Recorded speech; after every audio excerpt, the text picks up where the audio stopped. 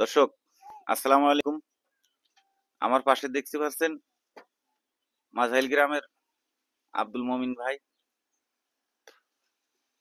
আমরা জানি ওনার কণ্ঠের আজান, গজল, কিরাত ইত্যাদি খুব সুন্দর কণ্ঠ ওনার।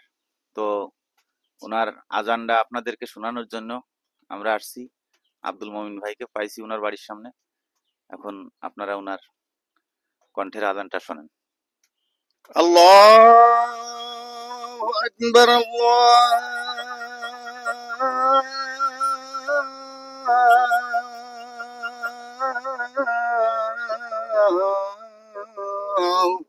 أكبر الله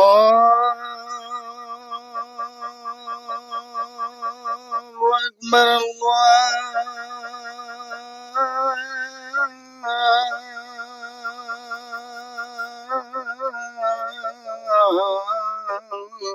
الله أكبر أشهد أن لا إله إلا الله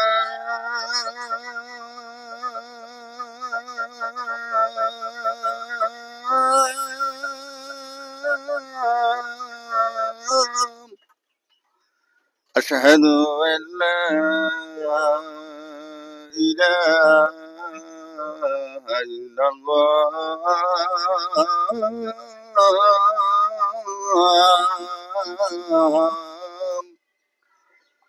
أشهد أن محمدا رسول الله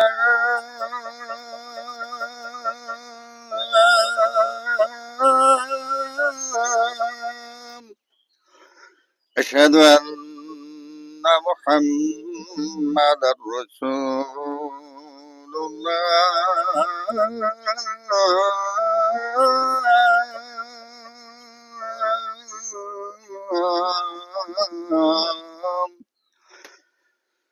حي على الصلاة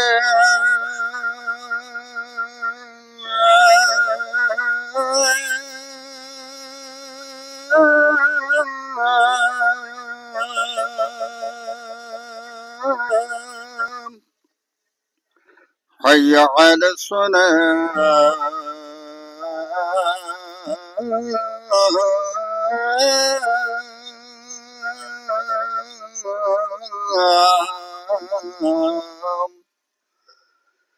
حي على الفلاح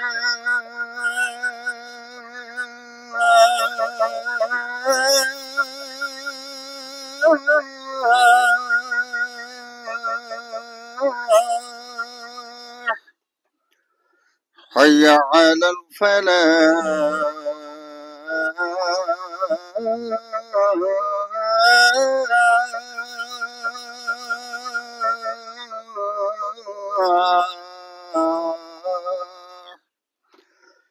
الله أكبر الله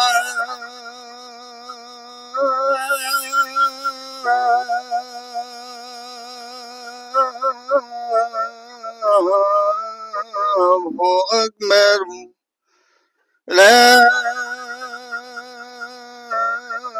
إله إلا الله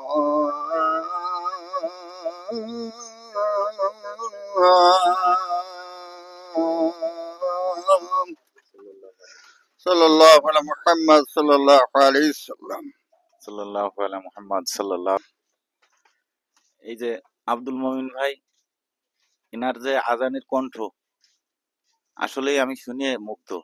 তো আপনাদের যদি সবার ভালো লাগে তো আব্দুল মমিন ভাইয়ের জন্য সবাই আপনারা একটা লাইক সাপোর্ট করেন।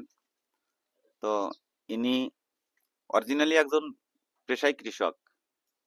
এখানেই মসজিদ, ইনার বাসার সঙ্গেই মসজিদ। ইনি মসজিদের সমস্ত দায়িত্বেই আছেন। তো আপনারা সবাই ইনার জন্য দোয়া করবেন। ভাই কিছু বলেন। السلام عليكم ورحمة الله আলহামদুলিল্লাহ, আল্লাহ পাকে লাখ লাখ শুকরিয়া। আল্লাহ পাক রব্বিল আলামিন আপনাকে আমাকে মুসলমানের ঘরে পয়দা করেছেন এবং তার মধ্যে আল্লাহ তাআলা হিদায়াত নসিব করেছেন। এই জন্য আপনাদের কাছে দোয়ার দরখাস্ত। আসসালামু আলাইকুম ওয়া রাহমাতুল্লাহ ওয়া বারাকাতুহু।